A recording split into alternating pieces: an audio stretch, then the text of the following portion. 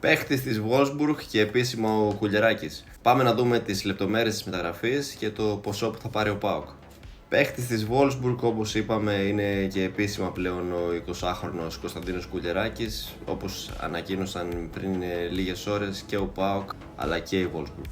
Η μικρή λεπτομέρεια σε αυτή τη μεταγραφή είναι ότι ο Κουλιεράκης δεν θα ενταχθεί άμεσα στη νέα του ομάδα, καθώς είναι διαθέσιμος για τον Ράσμαν Λουτσέσκου για τα δύο προκριματικά μάτς του Europa League με την Shamrock Rovers. Οι πρωταθλητές Ελλάδας θα βάλουν στα ταμεία τους ένα ποσό γύρω στα 12 εκατομμύρια ευρώ και επίσης έχουν στο συμβόλαιο ένα μπόνους κοντά στα 3 εκατομμύρια ευρώ σε περίπτωση μεταπώλησης του παίκτη. Ο νεαρός στόπερ, αν και μόλις 20 χρονών, πρόλαβε να κάνει 72 εμφανίσεις με το δικέφαλο και κατάφερε να σκοράρει 9 γκολ.